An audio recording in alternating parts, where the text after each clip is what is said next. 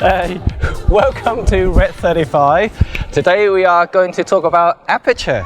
Aperture? Aperture, yeah. I'm going to show you what aperture is in photography and what effect does it bring to the final images.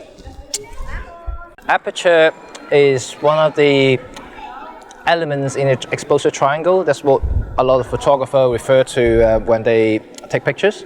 Okay, so within a camera or any camera, they usually have three main elements to control the outcome of the image. So this is aperture. See, usually it's on the lens, or actually within the camera, depending what sort of camera they use. And then there's a shutter speed, and the ISO, or the film if you're shooting film.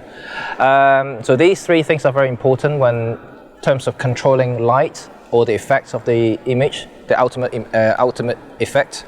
But today we're only talking about aperture, okay? And because we want to isolate each element out so you can actually understand more about what aperture is, what shutter speed is, and what ISO is.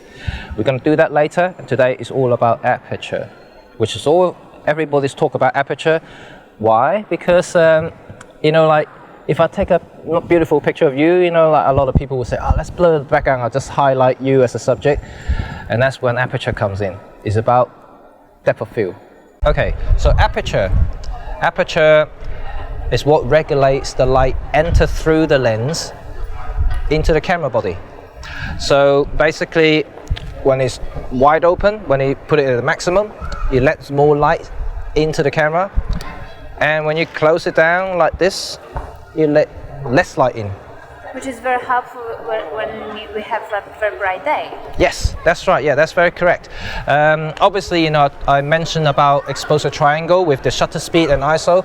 The whole combination will create a correct exposures, and depending on what the photographer wants, and then they can achieve different effects through the triangle. But in technical terms, yes, when you stop it down, you let less light in. So when it's very, very bright outside, you really want to control the light, so you really want less light in. But when you, like here, when in shadow, in a shade, or when we are shooting at night time, you want to open it up, so you let more light into the sensor eventually. And the effects of aperture, you know, when you shoot wide open, you can basically have a shallow depth of field. You can isolate subject, which means that you can blur out the background and the foreground. So put the viewer's focus on you or the subject, you know, whoever that be. And when you stop it down, you know, although it's letting less light, but then also increases depth of field. So you brings the foregrounds and the background more in focus, if not completely in focus. So that means that you are, you know, making the scene more with more texture. So it depends really what you want to achieve. A photographer would decide at the time, you know, if they want to bring more things in focus. For instance, sometimes they may want to bring everything in focus because they want to have the dynamic of the background. So that's sometimes what photographer wants in terms of depth of field control. Obviously, there's a way to measure aperture. So people usually put in numerical terms, so they put in f-stop. So they usually refer to f1.2, 1.4, 2, 2.8, and so on, all the way down to 16, 22, 32. So different lenses are different. And anything that is kind of at the 1.2, 1.4, we consider as a very fast lens because it's very big aperture. You can let more lights into the camera.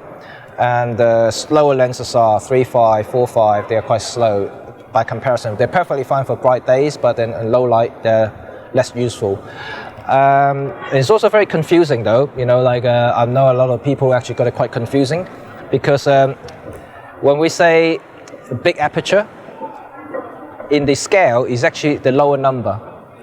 Yes, it is, yeah, because a lot of people confuse, oh, if I put it in f16, does it mean it's a big aperture? It's not, it's actually the small aperture. So it actually works the opposite way. So when they put it when they say, can I have it in a very large aperture, you dial down to the smallest number in a dial, okay? So 1.2, 1.4, small number means big aperture. And then a lot of light. And then when it's big number, like 8, 11, 16, these are big numbers, and they mean small hole, less light coming in. So I think that's the confusing bit about the aperture, but other than that, it's very simple. If you're confused, look at it. You make sure that you know what you're looking at. And yeah, that's practically it. So it's quite simple. Do have a play around, a depth of field, and also it's a very fun thing to do. And obviously, a lot of people are interested in photographing dogs, girlfriends, wife, kids. If they want to isolate things, be sure to put it in the maximum aperture that they can get from the lens, whether it's 1.8, 1.4, or 2.8, doesn't matter. Just try it out.